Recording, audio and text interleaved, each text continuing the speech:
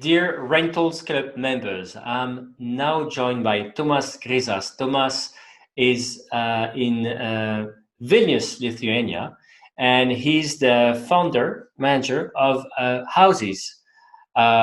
So he will be not only telling us about his business, but also about his local market, in the sense that how's the market right now, and how different is it from the market how it used to be. What's interesting with Thomas, you also hear about things that maybe you can use for your own business. For example, we'll be covering how he's switching his business from a short-term rental business into a rental business to be the one-stop shopping place, basically for people owners to find somebody to rent their place. We'll be talking also how he's actually now going after new supply. That's also very interesting, but in different markets. We'll go about that.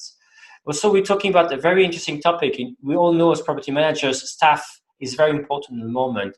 And Thomas has really interesting ways to involve his staff to find the right decision. I think you'll also be interested in this. Last thing, we'll talk about the biggest lesson for him and see how he can reach out. So without further ado, Thomas, how are you?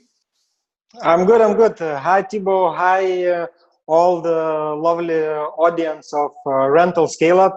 And it's actually an interesting thing. You have a brand, you have a business which is called Rental Scale Up. Rental. You don't specify, and I think that's where we are going. So let's go into this. So maybe you want first introduce your business and the markets where you're in. Yeah, so we are a short-term rent and revenue management company for apartments and apartment hotels. We are operating in two biggest cities in Lithuania for now, so Vilnius and Kaunas, and we are soon launching in Riga, Latvia. So that's shortly about us. We're managing close to 70 properties at the moment, so we're a quite small player, and we've more recently focused on apartment hotels more than on individual apartments, because we see it as one of our strengths. We have a good experience with running apartment hotels. We already have two now. So this is the direction, and we're operating in the Baltics now, and we're looking at Central and Eastern European market mainly now. Sorry, Thomas, I think there's something happened in the bleep. It just bleeped at the beginning. So I'm just going to re-ask the question. Sorry about that. Yeah, cool, no worries. So Thomas, can you just introduce your company and the markets where you're in, please? Yeah, sure. So we are Houseys, short-term rent and revenue management company for apartments and apartment hotels. For now, we're operating in two biggest cities in Lithuania, Vilnius and Kaunas. Our portfolio is nice and small, almost 70 units. We are soon launching in Riga, Latvia, and we're focusing on Baltics now and on Central and Eastern European market. Is it mostly urban markets? Yeah, totally. We're in the cities and in city centers. Interesting. And usually in your markets, what is it like? Is it leisure? Is it business, international, domestic? What's the demand like? I think it's a mixture of everything. Well, it was a mixture of everything, but and we've started to focus more on the mid-term rental market as well, mainly for business clients, for business travelers who comes into the city for a few weeks or for a few months. So to a short-term rent, we've added that mid-term rent segment, so to speak. And now we're also starting to look into a long-term rent too. All right. And what's the situation right now in the market? Because so you have this mix of portfolio, short-term rental, bit mid-term. Is there any demand right now in the market? Well, it depends on how you look at it. And we've been covered here in the local media quite recently, and the article and the whole story became quite viral, that saying that we went from 400 to a zero, because usually on average we were having around 400 reservations per month. So if we take our regular client who was a traveler, be it business or leisure, so that demand went straight to zero. But then again, we've identified another demand. In this period of time, people are looking for places to stay from a few days to a few weeks due to quarantine. So this is what we've tried to facilitate quite successfully. And then again, media said, okay, so you guys went from 400 to 0, but you were able to fill all the properties, and we were at 100% occupancy in Vilnius and 75% in Kaunas at that given moment. So the market is changing quite fast, and we're trying to adapt. Wait, it's fantastic. You're saying that actually occupancy is back to 100% or 75% in your second market. How did you do that? Well, occupancy is back on in good numbers, but as I like to say, and I used to say that, most of the time when people were asking, oh, what kind of occupancy numbers you are reaching? And I was replying, is this the main metric that matters? Because I can reach 100%, but at the end of the day, what you will be looking at is revenues, profit, is something that you generate, not only the occupancy numbers. So of course we are happy that we were able to reach 100%, and we were able to accommodate those people that were looking for a place to stay. And from now on, we will probably be trying, not probably, but we will be trying to offer a mixture of rental guests for those properties in order to maximize not only the occupancy, but also the revenue. So when you say that you try to have a mixture of guests, does it mean that, as I alluded to earlier, you've turned your business from a short-term rental business to a rental business to provide solutions basically for owners who are looking for any kind of renter? Is this what you've been doing? Well, yeah, because at the end, the idea is simple. What we are doing as a company, and many companies out there, we're providing a property management service. It doesn't matter what kind of rent it is. Our owners, our clients, they need, not to worry about anything and have their property in safe hands. This is their main concern, and this is their main goal that they're trying to achieve. So I think that we should be the ones who are solving any potential problems or any potential issues and challenges for them. So that's why we've discussed it with the team, and we said, okay, there is an option of offering long-term management for some of those properties, for some of those clients of ours. And we said, yes, let's do it. And another thing, what I thought about it is that we as a short-term rental operators and managers, we have a lot of knowledge and experience and tools in order to manage property efficiently and to provide the service. When in the long-term segment, there's not much of a service. It's just a contract. Okay, you're fine, let's go. And now what we will try to achieve, and I'm sure that we will, is that we will try to use some of those tools. We will try to use some of those techniques that we were using and we still are in the short-term rental management for general rental management. So if a long-term guest comes in, we will be looking at it as the same reservation as we look at short-term reservation. So even if a guest wants to stay 3 months, 6 months, it can still be treated as a reservation. We can still provide the housekeeping service and probably even more different add-ons on top, seeing what the demand is and what people are asking about or what do they need. So when we talked earlier about what you're doing, right, to change this your company into a rental service solution. Yes. You just said you're leveraging your knowledge, you're leveraging your tools, and you said, for example, that you're using a piece of software called Wishbox, which is usually used for short-term rentals, right? And it's an example. Can you explain to us how you would repurpose Wishbox from short-term rental service to a long-term rental service?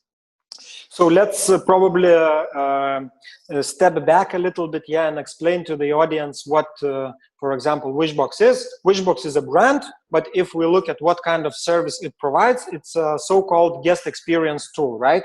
So basically, in a short-term rental market, what guest experience tool does in our case, so basically when a guest does a reservation, he or she receives all the information related to that reservation, and then when the time comes, that tool kind of asks you to go through online check-in process, like very similar to what we were used to do with flights. So this is applied to your short-term reservation.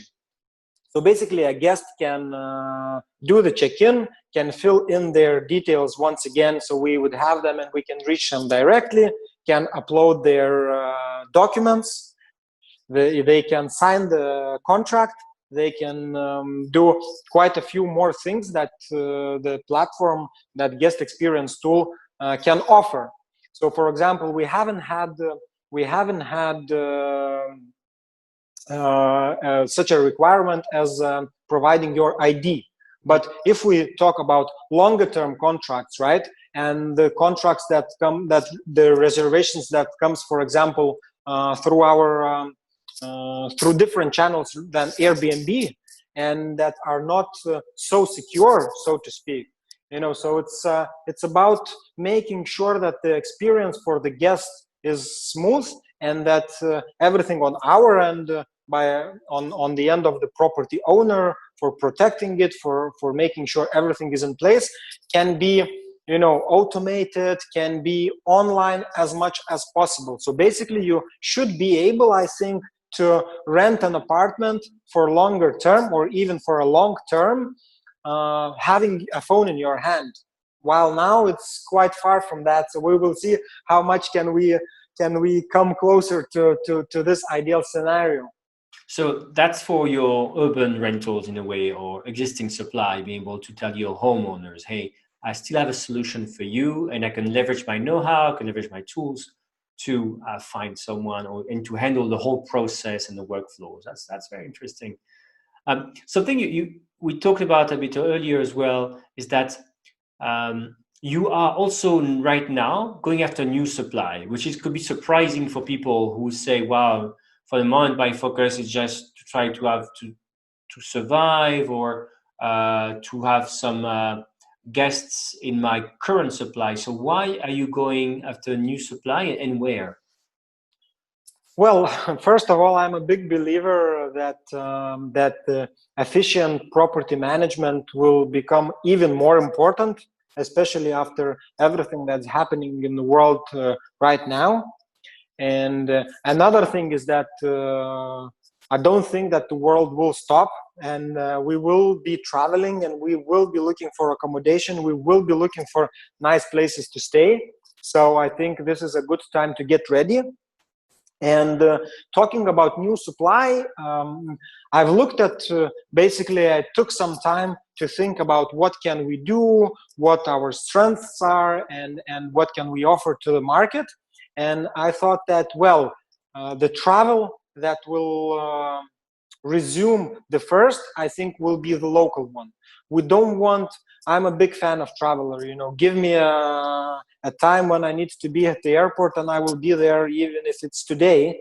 Well, it was some time ago. Now, I would probably prefer to travel within my country. And I believe that everyone has very beautiful, amazing countries that they haven't even explored as much as they could, or as much as they would like to, or would love to. So following that line, I thought, okay, we have seaside, and we have a lot of going on during the summer season over there, and we have the countryside. So these are two directions that that we are following right now, and we're researching what's happening there quite closely these days.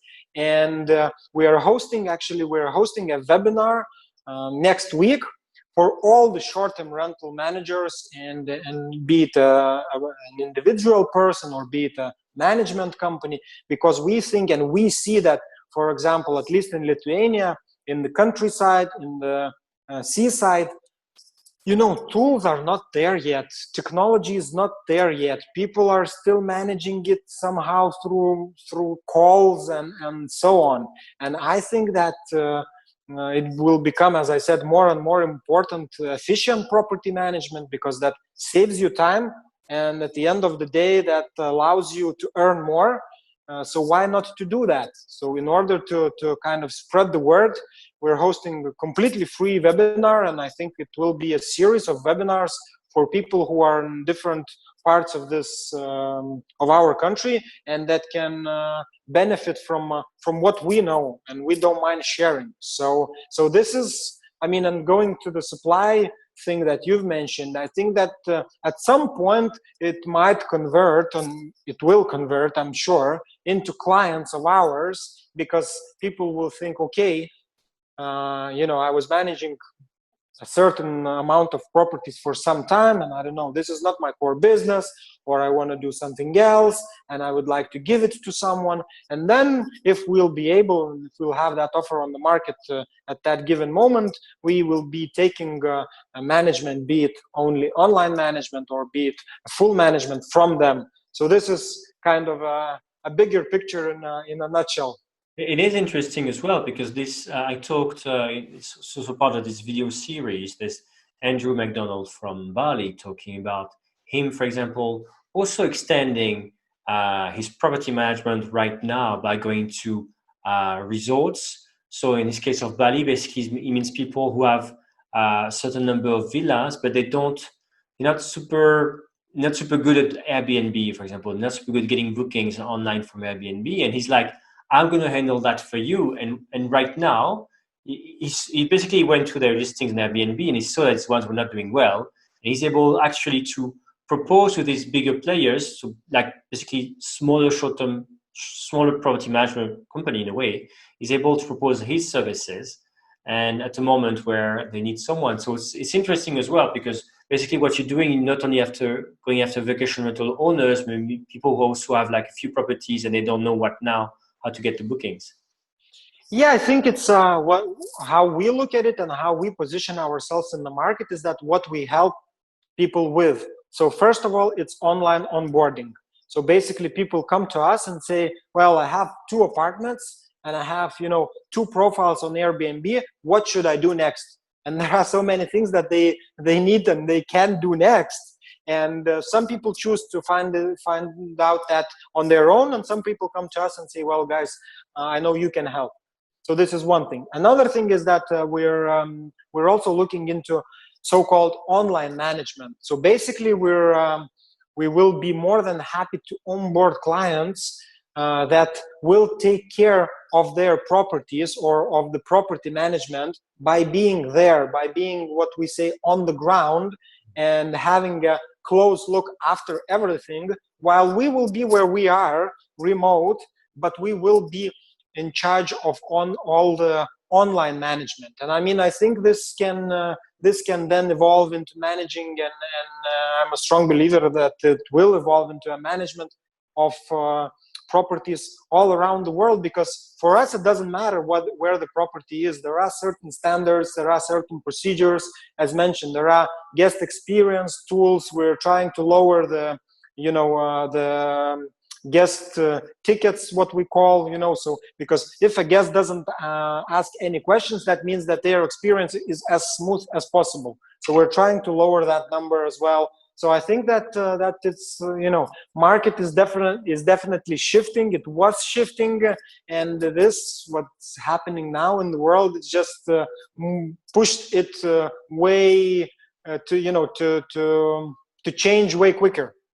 So what's interesting here, and I can really feel your energy and the entrepreneur adapting, right? We're talking about adapting your current supply to new demand, maybe long-term stays, or getting the new supply where demand will be. But you told me earlier is that it's not just you, Mr. Entrepreneur, talking, right? It's like all these ideas also come from your team. So what's the situation right now with your staff? Have you had to make some tough choices? And and how are they motivated right now to still be giving you new ideas? How is it going? Well, I think I can say that I'm happy to have, first of all, to have a great team that I do have. And one of a very first conversations after realizing that, okay, this is real and we have to adapt, we have to do something. I have to adapt as well. I have to do something. So one of the first conversations was with each and every member of the team, and we have around 8 people within the team. That's not including some maintenance and housekeeping. That's excluding housekeeping staff and not including maintenance staff. So the very first conversations was actually with all the team members that well, we would not be able to afford to pay the same amount as we were paying as a company. And that my first goal is to keep everyone involved and to keep everyone within the team and see what we can do in order to survive, because as we've discussed with you also, it's a survival mode, and if somebody thinks differently, I believe they are either not in this world or somewhere very fortunate. So I was happy to hear from everyone that everyone is on the same page and everyone is positive and everyone understands the situation, and we've came to a certain agreement. We've cut the salary costs by 51% to be precisely sure for foreseeable future, and that amounted to 30% cut in general expenditure of the company. So these were not the easiest conversations, but I think they just brought the team closer together. And another thing, as you've mentioned about the decisions and about certain steps that we are taking, I think that discussion is even more important these days than it was before, because before, as I've mentioned also to you, before it was easier to make decisions, even though it looked hard sometimes back then. But now I realize how easy it was, given the circumstances then and given the circumstances now, how easy it was to make those decisions. And now I believe that a lot of good decisions comes from discussing with the team and having everyone's view and then agreeing on to certain things together. I mean, it was happening before, but at least in my case, in our case, it's happening more often right now. And we simply have different strategies, different ideas, and we agree on testing some of them, and we just try to follow. That's the situation. What happened with seaside and countryside locations? We said, yeah, let's do it, and we just went for it. That's pretty interesting to hear how the team can come with ideas, and I guess they're even more motivated to actually execute. And I mean, I kept hearing from probably I started noticing it more often when we've enrolled into Startup Wise Guys, which is one of the top startup accelerators in Europe. So that was April last year, so a year ago. And the team topic was around all the time, and I kept hearing, and I thought, like, yes, I know that, and we're working as a team. But it was probably until now, it took me until now to fully realize what kind of power you have when you have a great, a strong and aligned team with you. Yeah, I can imagine. So my last questions. So Tomas Grizas, or for your company, Houseys, you can pick it. What has been the biggest lesson so far for either you personally or for your company? That's a very good question, and actually it follows our discussion about the team. I think it all goes into one thing, which is team. And I think that having a team, being able to respond to what's happening as soon as possible, well, literally overnight, because we were able and we've managed and we've had to change our offer, change our procedures, change so many things pretty much overnight in order to accommodate all those people that were looking for accommodation when everything just started. So I think this was the main challenge, but then this was also one of the best solutions that we've made, and that one of the best decisions that we took. Do whatever you feel is right, and everything else will just follow. Nice. Thanks for your time. I think it's again a perspective of from a local market, but here we hear about adapting. We hear so survival, but adapting and relying on the team. Tomas, if people want to reach out to you, what's the best way to do that? I think the best way is to go on our website, which is houseys.com, Houseys. If anyone needs to, I believe it will be somewhere in the description. Just go onto the website. You will find our details there. But it's Tomas without H, Tomas@houseys.com. Drop me a line, Tomas Grizas, Facebook, Instagram, LinkedIn. You name it, I'm available everywhere. Really happy to talk about any questions that the audience might have. Don't be shy. Drop the questions. I will be, as much as I can, I will answer. If not, I will direct you to someone. I'm really a big fan of networking. So shoot. Amazing. So, as you said, I will put this under your video. I'll put a few ways to contact you. Maybe not all the ways, but a few of them to contact you. Once again, thanks for your time. It was a pleasure talking with you, and I hope to see you again very soon. Yeah, thanks, man. I appreciate the time you are taking to interview all the people, and thanks for inviting me. It was a long time coming, probably from your end and from my end, and I hope we've shared some of the interesting and useful insights for the audience. And let's just keep going. Yep, that's great. You take care. Bye-bye.